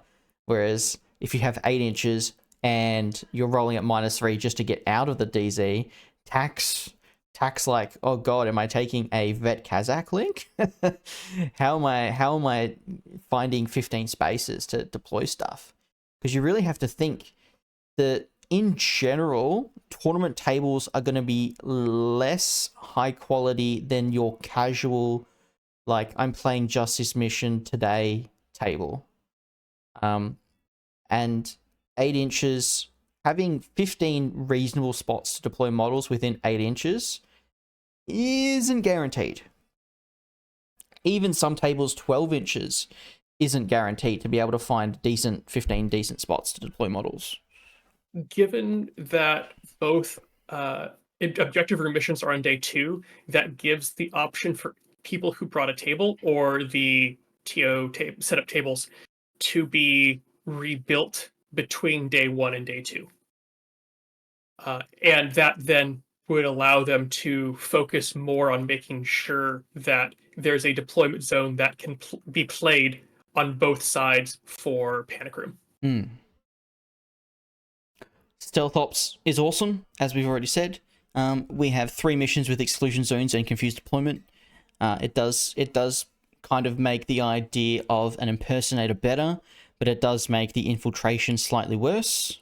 Not that you're really missing out too much with the infiltration, I don't think. You still probably want to take it for things like Mind Wipe, even for Cryo. If you deploy on the midline, you're only 6 inches away from your opponent's button. So that could be a move, throw smoke, and then move press, or something like that. And in general, this is probably a pretty solid lineup for hacking factions. Lots of hacking classifieds. Mind Wipe's a hacking mission. Armory and Panic Room really love hackers around them, just to slow you down.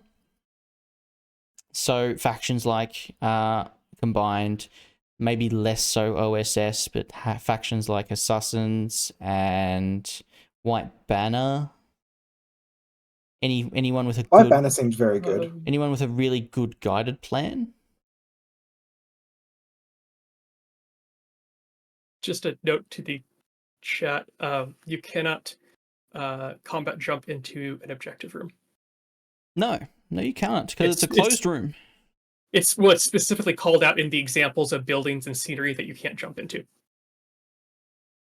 I do agree with Ivory. Disco bowlers are really, really good in this lineup.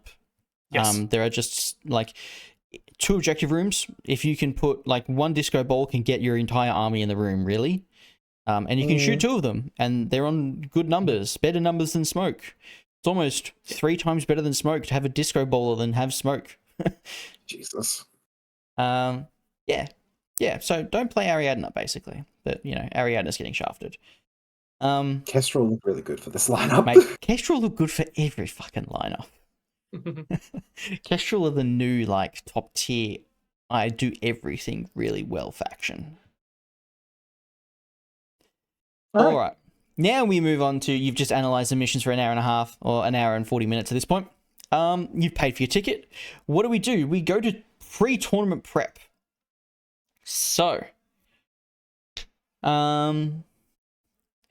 mission analysis we just did. Forming a strategy and picking a faction.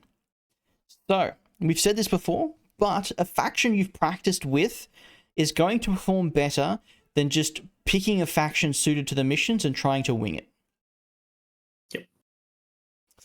Jordan is the paragon of this. Jordan plays an entire faction for a year and just gets smashingly good at them, and then wins a tournament with 1 list.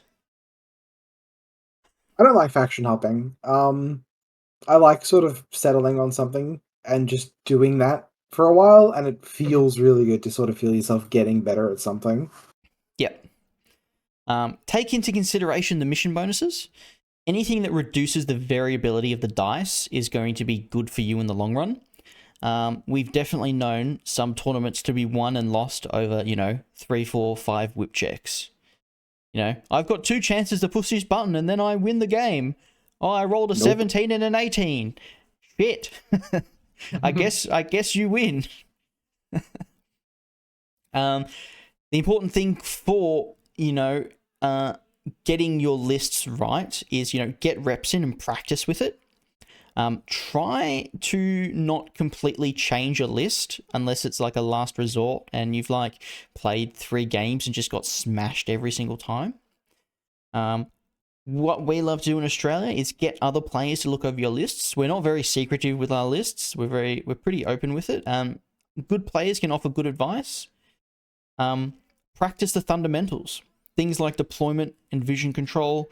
Order efficiency is really important in tournaments. You can get kind of carried away in the whole I'm at a tournament and just kind of tunnel vision on one certain thing. I've said it before, but I think the order of the missions is important. If you really want to win a tournament, just understand you're going to be playing against better players round 5 than you will round 1. And yeah, when you're go on. when you're practicing the missions, like while it is good to focus on the harder, more demanding, more complicated missions, don't forget to play the easier ones once or twice if time allows, because they do require a different strategy, even if it's a more straightforward one. And if you haven't practiced that, you could go into Annihilation and go, but I've got a bunch of button pushers. Mm. I'm all set to do countermeasures. I can flip every classified in the game. I just don't have a strong gun presence. So, even if it's simple, try to get 1 or 2 reps in with the easy missions as well. Yep. With everything. Mm-hmm. Yep. And just understand, as Jordan said, set yourself reasonable expectations and understand that anyone who wins 5 games of Infinity in a row has had a certain degree of luck. Mm-hmm. A lot of luck. It goes both ways. Like, you can get lucky and win 5 games. You can very much play very well and only go 3 and 2. It's pretty common. Mm-hmm. Yeah, I'd say like skill can get you into like a bracket of 10% or maybe give or take somewhere around there. 20% if it's a smaller pool, but then where in there you fall is luck. Yeah. We definitely have a number of players that will come top 10 every tournament. Jordan, Luke, Hector, not Val. But yeah, we definitely have a lot of consistency between some players, and that comes down to the fundamentals, and that just comes down to them outplaying you to the fact that a small amount of unluck just doesn't make a difference, and a little bit of luck, they roll over you. Cool. That's our pre-tournament prep. During our tournament, what's our pre-game checklist? So, get to the table before you've even worried about classifieds. One thing that is very important is talk about the terrain, especially if you're going to a tournament that is like state or national or something like that, where you're out of your local meta, or more importantly, a lot of the players will be out of their local meta and dealing with terrain they may not be familiar with. So I'd start with, hopefully your table has a cheat sheet for the terrain. If not, you need to discuss any ambiguous terrain with your opponent. Working on an episode on this on the side, but a brief overview. Stuff like windows. Like, are they open? Are they muddy? Or are they just blocked? If you have a game where I think there's a lovely like Al-Islam table that I played on at Arc, where the windows had a scroll work that was very tight around the whole thing. And on turn 2, my opponent asked if he could shoot through them, and I hadn't thought to discuss that because I'd played on the table before, and it's a very tight, like, it is a physical block on the window, but he had a valid point of, is that open or not? Make sure you discuss it. Yeah, stuff like doors. Do they allow you to teleport to the roof or top or not? If they do, is there a place where they are linked to? We kind of talked about the objective rooms for open buildings. Is it see into, out of, not through, or is it just true line of sight, see through everything?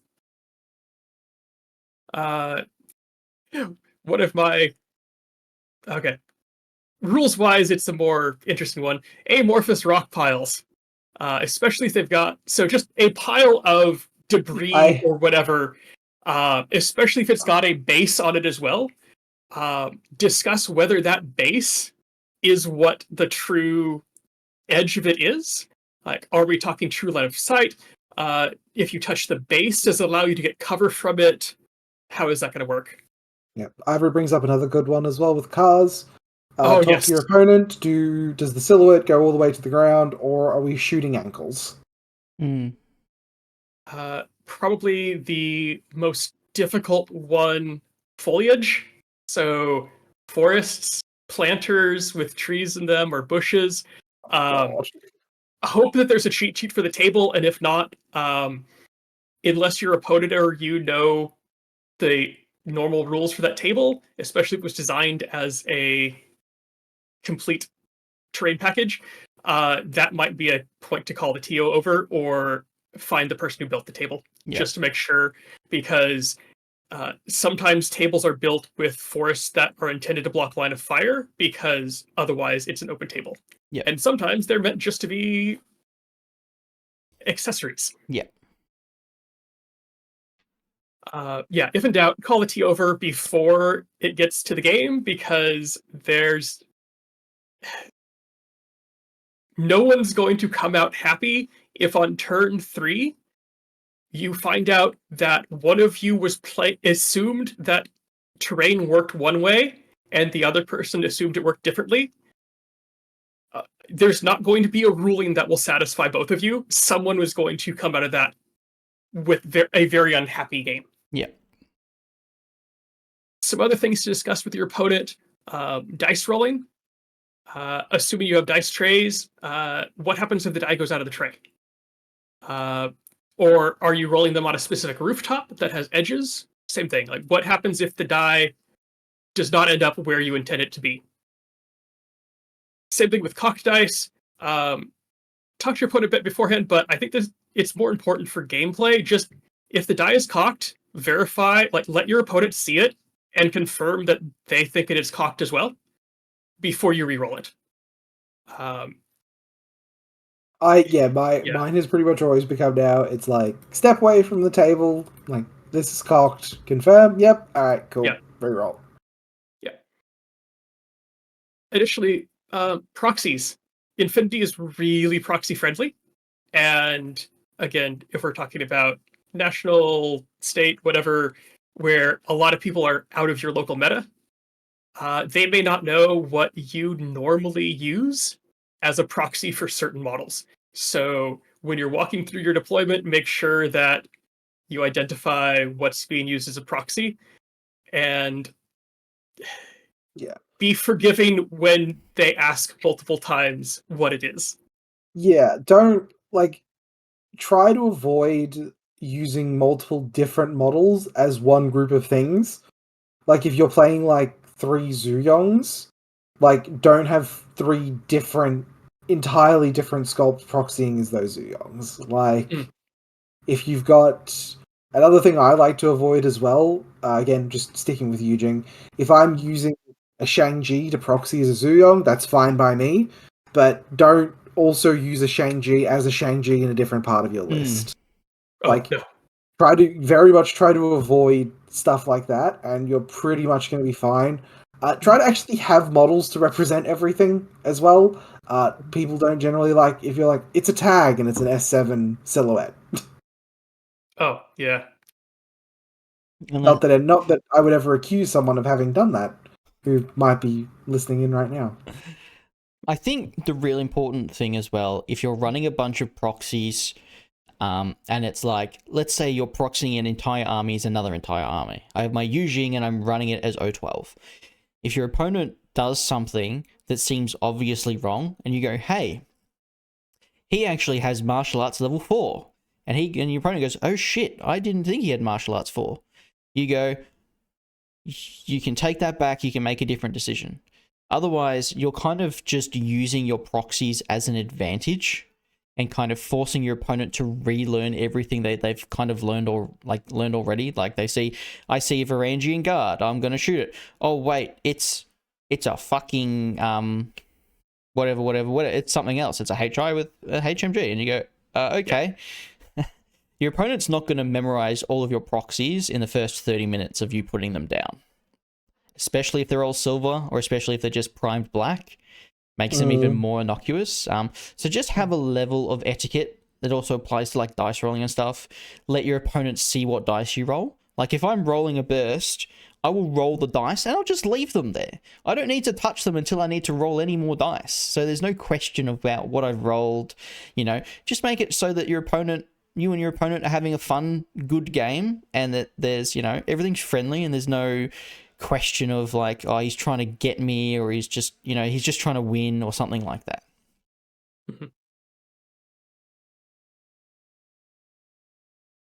Yeah. The aim is to have fun.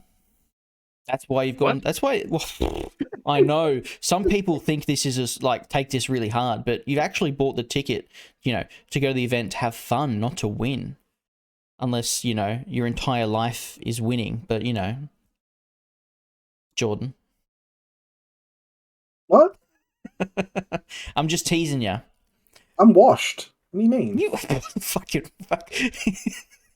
Guys, I only came 5th. Fucking washed. Washed. Cool. During the tournament, as we say, get up to the table. I find round 1, I'm just super excited. I've had 3 monsters by 7:30 in the morning, and I'm bouncing off the walls. I'm getting too excited, and then I go to deploy. I deploy, and I go, that was really shit. I should have probably thought about that for 30 seconds extra. Yeah. So just like take a step back, maybe have like a checklist in a notebook or something, just to kind of get you back on track to how you were when you were practicing for your games. During your round, do whatever you need to do to be focused on the game. Yeah. Like whatever that sort of like ritual looks like for you, do the thing you need to do to focus on the game and help you make the best decisions that you can possibly make. Absolutely. During the game, at certain points, if you feel like say you lose a face-to-face roll, just take a step back, go, what am I actually trying to do? What are my outs to this situation? What's the actual object? How do I actually win the game? Not what do I want to do, like murder Achilles because he's killed half your army or something like that. And as a TO, one that really, I face every single event is just stick to the round time. If it comes down to you kind of casually timing your rounds, not strictly, but casually, just to make sure that you yourself don't take an obscene amount of time during your first turn, that's good. I'm not necessarily a proponent of chess clocks. You can ask your opponent if they want to use one. I find most of my opponents probably don't want to use one because it puts that added pressure on them. But I think I think those kinds of timers are somewhat common in other metas. I think generally people who do play slowly recognize that they play slowly and will be pretty generous with you in terms of like giving you time, in terms of just like deferring. Yeah. Like it's like, I know you play slowly, like that sort of thing. There is also just nothing wrong with asking your opponent to play more quickly. There is if everyone kind of took it into themselves to manage their own time, I don't think it would be a problem. We just like, it's bad when someone feels like they lost because they got, I got 45 minutes for my game and my opponent had an hour and a half for their game kind of situation.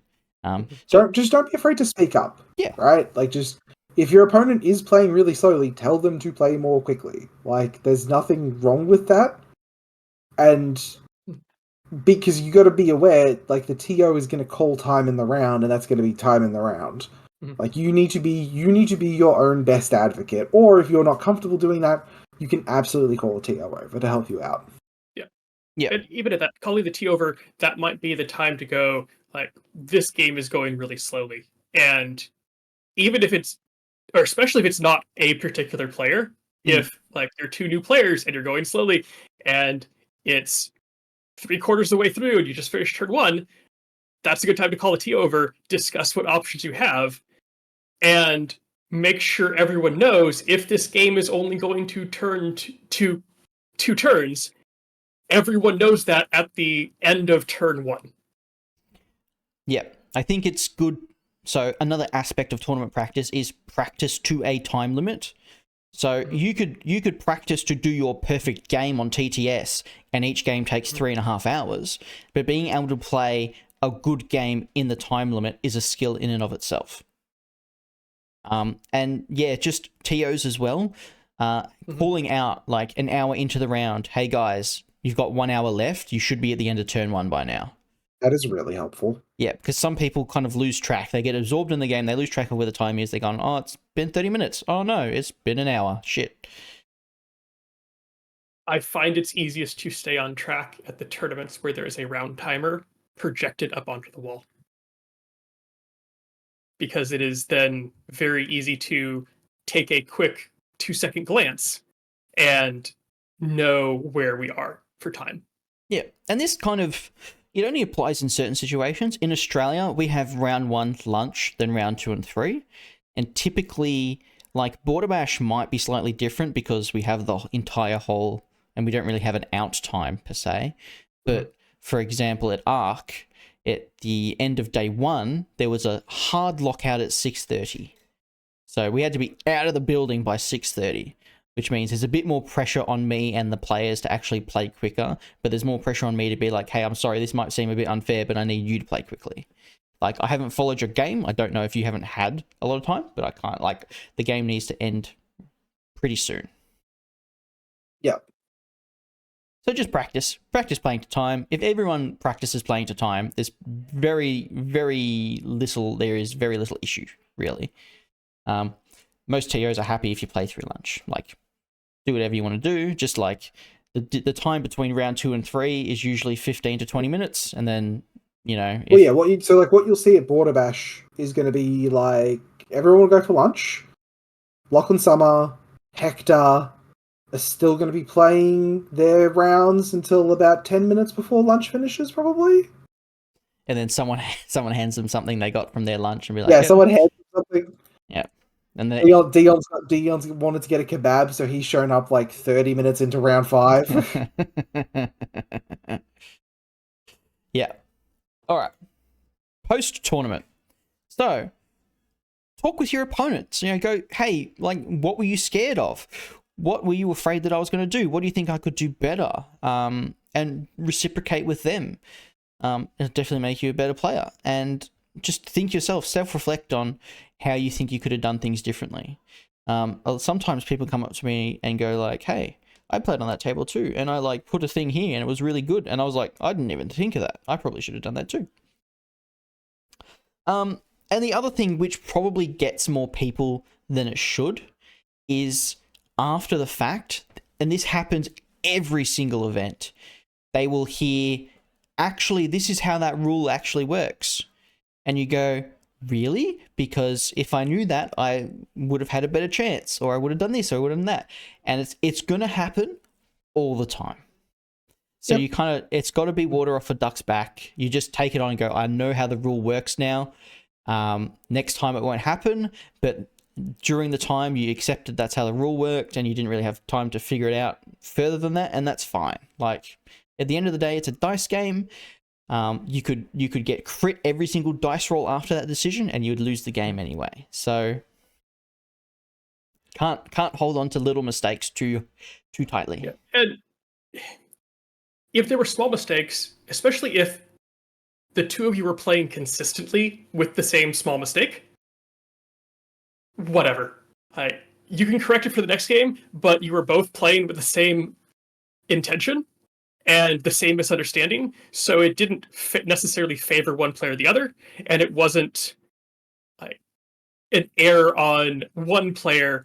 It was reinforced by the fact that the other player had the same mistake. Yeah. If you're really not sure about a rule, call a TO over. Like, pull out your rulebook, call a TO over, actually look at the rule if you think it's going to make a really significant difference. I don't think there's any You problem aren't- doing that. You aren't being rude to your opponent by asking to call a TO over. No, there has never ever been a perfect game of Infinity. Even by rules lawyers, there has not been a perfect game of Infinity. And that will continue for the rest of time. So just make sure you get the important ones right. And if something feels bad, just double check, reassure yourself. You should never. There is no universe you should ever feel bad calling over a TO. It's part of what they're there for. Like, yes, use the resources that are available to you. that's it. I hope Kevin's getting ready for this 60-player event run by himself when he has 3 games of N5 in him and he's like, I don't know, the fucking rolls go out someone else. Well, when he's got like 3 games of N5 in him and he's 7 beers deep and he's got that he's got that like dopey happy grin on his face. Yeah, and you go, Tio, and he goes, what? And he goes, how does this make it? I don't fucking know, look it up yourself. Yeah. TO, war! Yeah, that's good shit. Part 2. How do we apply this to our own Borderbash prep? So Hold on, we have a ruling from Kevin. It's roll a dice. roll a dice. I'll be drunk. Roll a dice. I'll be drunk. Perfect. So, part 2. We are going to apply all that we've talked about into our own Borderbash prep. I think we're going to be showcasing some lists, going through some like strategies and stuff we have. We're just going to be exposing ourselves. So we're not going to be doing very well at Borderbash because everyone's going to know our strategies, but it won't matter because it'll be counteracted by everyone being absolutely hammered by lunchtime.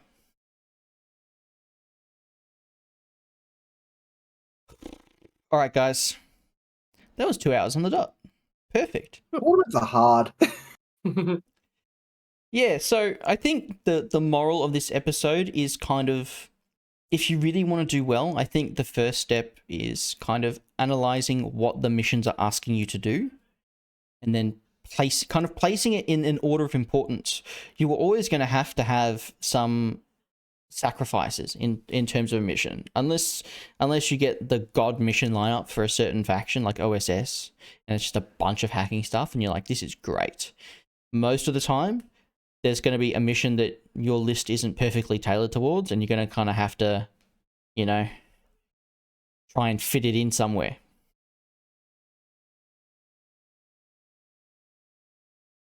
Everyone's nodding and no one's saying anything. Bring beers. Bring beers?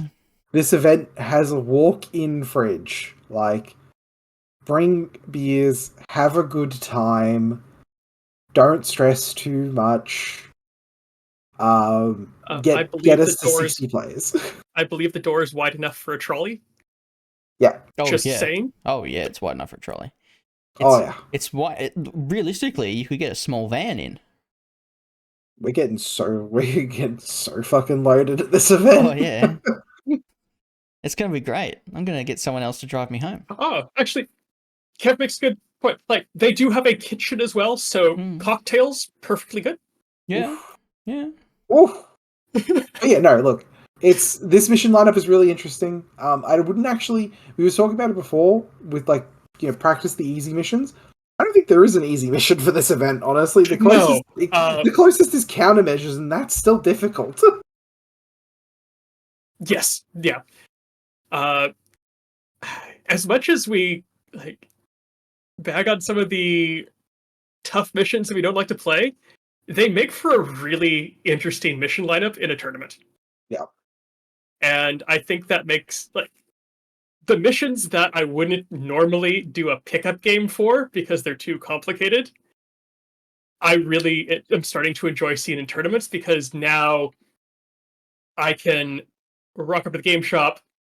Everyone is usually prepped for the mission lineup of our next tournament and can play those more interesting, meaty missions that require nuance and a deeper understanding of scoring, as opposed to going up and going, supplies?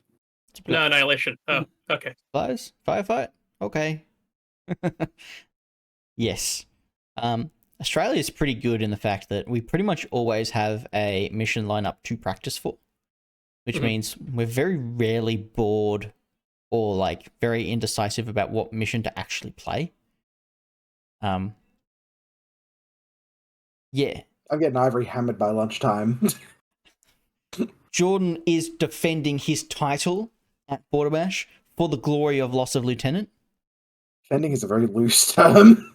Well, I'll be present. I'll be present at the event. There's a passively defending So- his title. passively defending. Are I'll you be one listing it again this year? No, I've got 2 lists. I'll be defending the title until I lose a round. There you go. Yeah. I'm semi-serious until I lose, and then I'm just getting smashed. It is interesting because with the number of players we have, we're in the territory where multiple undefeateds is actually a possibility. Yep. So your individual score in rounds is actually going to matter a lot more than what it traditionally would. Yeah, 100%. Which is just something to think about. Yeah. Like you, 50, I can't remember what CB rated at, but it's either 50 or 60. Might be 60, where you actually want 6 rounds instead of 5. yeah, it's really interesting. It's yeah, the fact that we can potentially end up with multiple undefeateds means you want to play your best Infinity in every single round. Mm. You don't want to just get one above your opponent. You don't want to. You don't every want point there counts. You don't want any little wins. You just want big wins. Yeah. Well, you want wins, but if you want to win the tournament, you have to plan to win, not just like edge out a 5-2 victory or something. No, 5-2 is fine. You want big wins because you want 5 majors. I know Kev hates that word. You want 5 majors, and then within that, you want to score the most OP that you can. Yes. Yeah. Yeah. The first thing is the TP, which is hitting that 5 OP. Yeah. And then after that, maximize OP because that's going to be your first tiebreak, I believe. Yes, OP is the OP. first tiebreaker, and then VP. Yep. Yep. That's it's gonna be a great event. I'm looking forward to it. I'm looking forward to part 2 as well to talk about lists because I think we're all cooking some interesting stuff. I'm cooking something. I go, Luke's a better player than me, but every list he sends me just feels wrong. I don't know why. I'm like, sorry, Because Luke, you're different players with different styles. I'm not brave enough to run a Barid Hacker LT into fucking Panic Room, because then I'll come up against I'll come up against Ivory's White Banner, and he'll just guide a Dockerby that bitch dead, and I'll be like, huh. That is some absolute king shit. It's 0 chain of command, and he's like, I went first in Panic Room, and it was like a 6-5 loss, and I was like really close. I'm like, holy fuck, so if you went second, you would have fucking destroyed them. Yeah, and he's like not taking a single swift weapon, which I mean is very HB, but still makes me nervous. Anyway, we can talk about that next episode. So this has been our episode about tournament prep with a little asterisk of armories. Armory.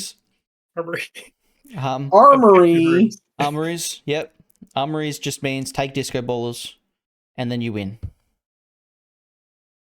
I'm trying to get reactions out of you two, but you must be tired or something. That is one of my plans. We're both locked in. All right, guys. I've been Tristan. I've been Nick. And I've been Jordan, and we'll see you next week. Bye-bye. Bye.